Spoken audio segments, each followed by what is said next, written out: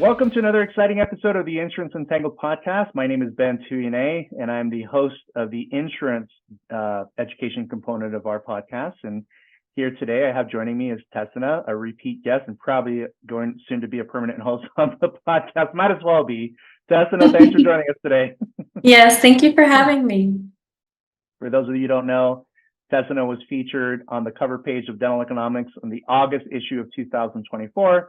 So Google dental economics and look for the August 2024 issue.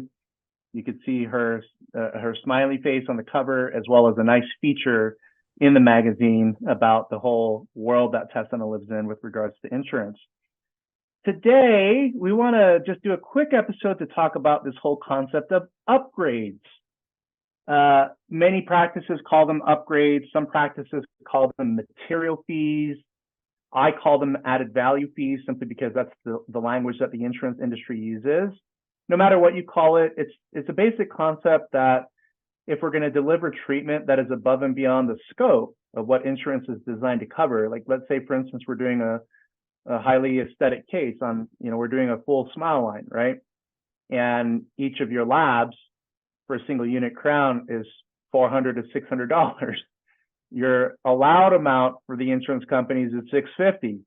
Why would you do that case if you're not going to make money, right? So the question becomes, how do you offset the material costs for advanced dental care in an effort for you to not lose out on profitability or come out of pocket to deliver treatment?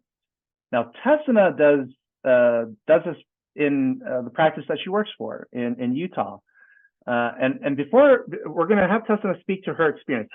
When did she start implementing this?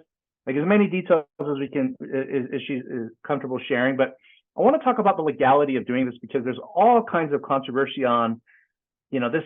The big thing I'm hearing is that this is illegal.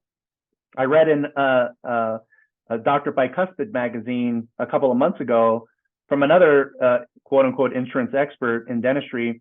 And that author said that this concept is illegal. And then she subsequently said that there are loopholes to get around the law. It's like the law, she was referring to the in-network contracts, right? But she did mention that there are loopholes. And what I don't get by a lot of people is that if you don't take advantage of IRS loopholes, I don't know, you're living in the wrong country. You're of a mindset, you're of a poor mindset in the sense of you not understanding what you're legally entitled to do and entitled to have.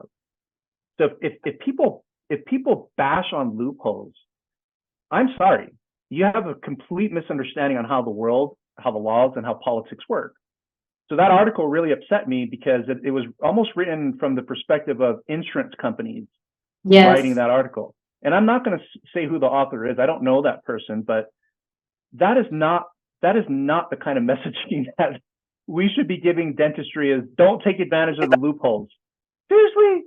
It's like if we all took a step back and didn't take advantage of any of the IRS tax loopholes, we'd all be paying 80% in taxes. And that's the truth. We're already at 50%. Like think about everything that you pay. You pay what here in Utah, almost 50 cents on the dollar in taxes for every gallon of gasoline that you get, right? You pay 10% at the grocery store in taxes. You pay taxes everywhere. You pay property taxes, no matter what it is. So what the IRS keeps from your paycheck, that's not the end of it. Ronald Reagan figured this out in the 80s when they did the math on this. Half of what we are supposed to earn, half of that goes to the government. So if you don't take advantage of loopholes, I'm sorry. I'm not ever going to agree with you if you're in that category of not taking advantage of loopholes. But this material fee upgrade / added value concept is not about loopholes. It's more about the ability for patients to elect to pay for a higher standard of care. If I wanted a diamond stud on number 8 and number 9, right? If I want diamond studs on those teeth, I can guarantee you that my insurance company is not even going to consider paying for those diamonds, but I can. That is my constitutional right. And that's what our messaging is that insurance covers basic functional and fitting dentistry. They don't cover advanced dentistry. And everybody does, well, most practices do advanced dentistry. and you feel like we're bound by the limitations of what we can collect. That is not true. We can't, there's no way to be handcuffed to in what you can collect for high standard of care, high quality care. So two laws that help us with this concept. Law number one is the HITECH Act. HITECH Act of 2009, that gives people the ability to sign an insurance waiver to pay for procedures without the use of insurance. So I recommend HITECH waivers for non-covered services, and particularly these types of non-covered services that we're going to talk about. And then, of course, the second set of law are non-covered service laws. Not every state has one, but the majority of states do. If you're not certain if your state has a law, just Google your state. Like we're in Utah, I put Utah non-covered service law. And if you do have a law, it'll be the first thing that'll pop up. So when it comes to the legal art, well, and I'm not an attorney, but when it comes to the defense from a contractual / legal perspective, our attorneys have informed us that those are the two laws that would sort of protect you in implementing this type of concept from unnecessary insurance abuse, complaints by patients, or any other outside entity that's trying to give you a hard time about something that you're legally entitled to do, right? So I want to pivot to Tessina. So Tessina, how long have you been implementing this whole upgrade concept in your practice? I was trying to think about that. A really long time. I would say like at least 5 years. Mm-hmm. Yeah. Yeah. And so far successful? Oh, extremely successful. Yeah. Yeah. From the beginning, it's been successful. And, I do a lot of training and consulting with a lot of offices, hundreds and thousands. And I have walked thousands of offices through how to do this as well. And teaching the law to me is the easy part. It's more about teaching the staff how to present the information and make sure that they're following the law of having the patient sign the agreement forms and that the patients are educated and understanding of what is happening. And when that is done correctly, it's no issue. It's a non-issue. Patients always opt. And the number one question I get is, we're explaining, that this is an advanced level of service or treatment than what the insurance provides. And the front office member will say to me, what happens if the patient wants to choose the lesser service then? And my simple answer is they don't. It doesn't happen. They don't want the lesser service. They want the quality of care that you're wanting to provide. Every once in a while, I'll say you can always recommend that if they would like something lesser, they can definitely head over to Grandpa Dental. There are some discount dental places that definitely provide fine dentistry that is not up to our standards here, but it is fine. You will get by on it. And if it ever fails you, you're welcome to come and have us repair it. You educate these patients and they opt for it. Usually they want it. Like I said, it's just a non-issue. They want these services done. They don't understand the legalities of the insurance company. That's our job to explain to them that we use this higher quality, we use this better material, this better technique, whatever the reasoning is, and then say, for that, we're going to, as a courtesy, bill the insurance company for you to get a portion of those services covered and use what we can of your insurance company. Rather than just saying the whole service is not covered, you have to pay the full fee. We're going to bill them for a portion of it, of what we can get from them, and then only have you just pay the difference of what they're not covering for this service. They're very accepting, very grateful even that we're still able to utilize their insurance company for that service. And they love it, and we love it, and we warranty the work. We stand by what we do. We warranty it. We would never warranty a chiclet crown. We can't do that. We know it's not going to hold up. So that's something as well going into that. But even in the beginning, I remember being nervous about we'll try it. Let's see how it goes.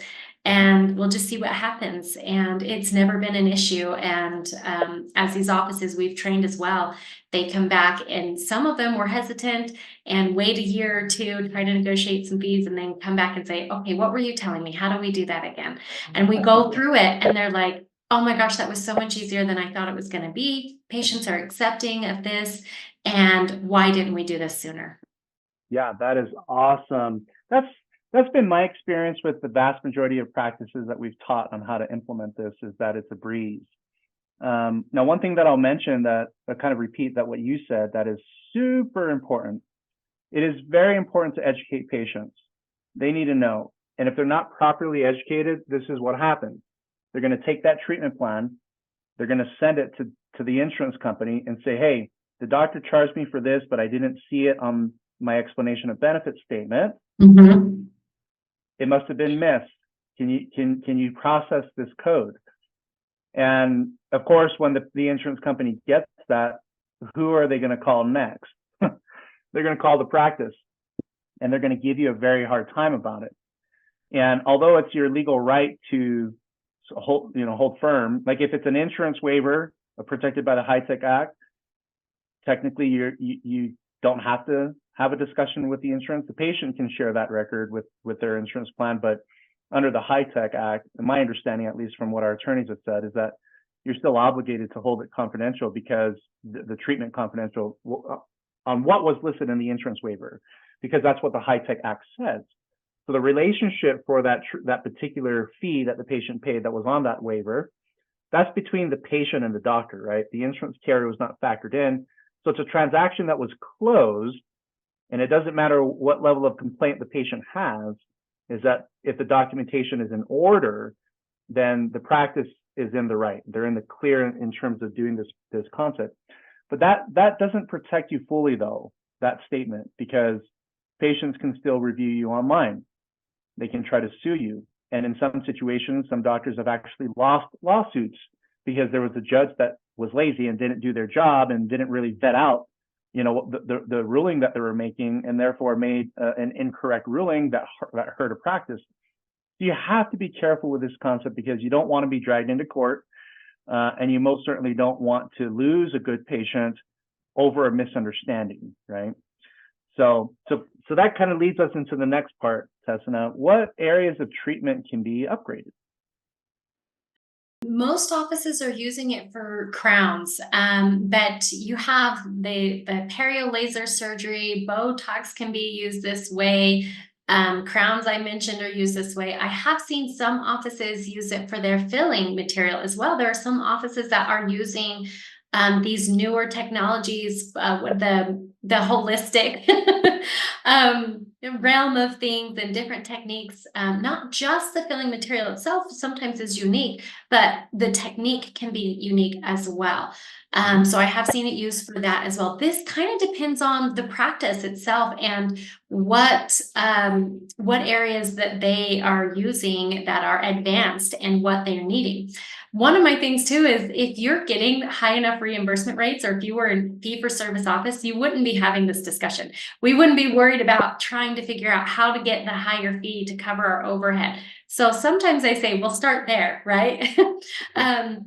If you're in a situation or a position where you really can't work with these insurance companies or drop these insurance companies to have the fees to cover your overhead, then adding on these charges is your next best bet for doing that. You do want to make sure the service is advanced. We can't just start making up stuff that we say is advanced. Make sure it's advanced. Do your legal due diligence. And again, educating those patients is number one key, because when they understand it, they never do go and mention it to the insurance company. They never have a negative review about you because you have properly educated them and have done all of your due diligence. Yep, I agree with that. It's kind of funny. I was thinking about some practices that still do amalgam. It's like, can we do an upgrade on amalgam? I'm like, no. Yeah, I mean, it's hard to justify that this is, the argument with amalgam is that it lasts forever. I mean, it's not last forever. It lasts a lot longer, right? I actually still have my amalgams from the 1980s in my mouth still. But since that time, I've had several of them removed and replaced with tooth colored fillings, composite resins. But I think on the material side, on what's easy to justify, like zirconia crowns, that's durable, right? That could potentially last forever. You have Emax crowns, and they have cosmetics. Zirconia crowns also have cosmetics on them, right? The basics is that the crowns, if they have cosmetics, they qualify for a material fee. You could charge for the cosmetics. Veneers, that's being covered by some dental plans, right? If it's not covered and you're in a state that has a non-covered service, you could charge your full fee for the veneers. You said night guards. Now, night guards are actually a pretty interesting one because You do have some night guards that break, that are unreliable, right? And then other night guards that'll last you a lifetime, right? So you have to justify what's called added value.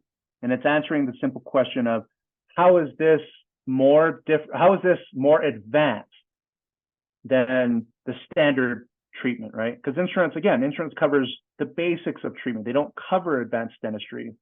And if you can provide a legitimate answer as to how that's different, then you're good to go. What you don't want to do is charge for an upgrade on something that there's no upgrade. Upgrading from what? You know what I mean? If it's the basic level of treatment, which sadly I'm seeing a lot of this, is that it is the insurance standard of care, and patients are paying an upgrade fee when treatment is actually not being actually upgraded. They're still using the cheapest materials. Yeah. Be careful of that. You'll run into a whole legal mess if you cannot justify that the upgrade question. How is this an upgrade? What makes it different? So next question, Tessina, is in terms of implementation, from presentation to the patients to what do you charge? We can just talk about the crowns. Like, how do you present the treatment to the patient? Yeah. Well, if it's a thing, yeah. Go ahead.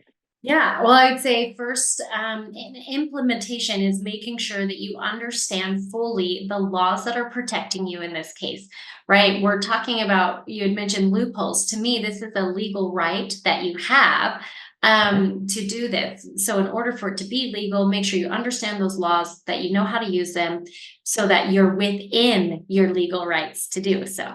Make sure that you have the proper consent forms, make sure that your treatment plan has the proper verbiage when they're signing the treatment plan. And make sure you have a team meeting with what services it applies to and how we are presenting this to the patients. But again, and I have some services, some of my crowns, we don't always have the full consent form signed. Sometimes we're able to just use the verbiage in the treatment plan, and our verbal explanation to the patient does work.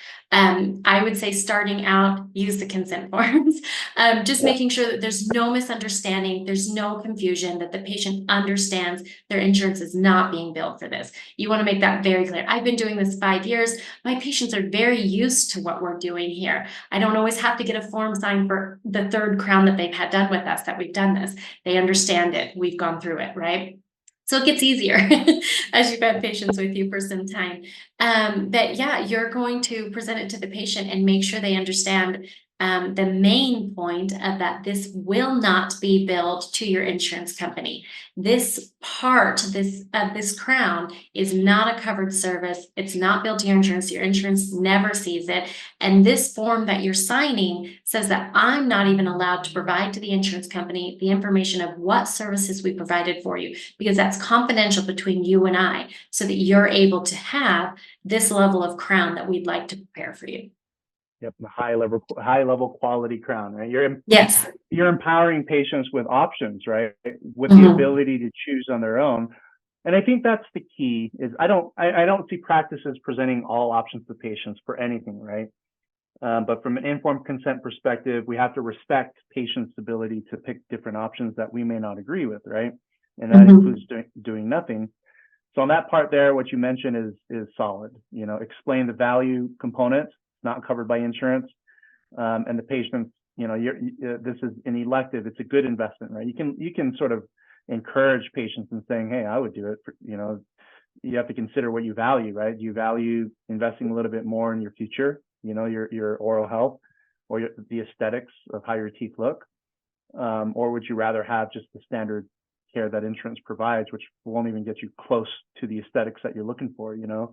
So there's all kinds of different ways to present added value to patients that a lot of really great case presenters already do that.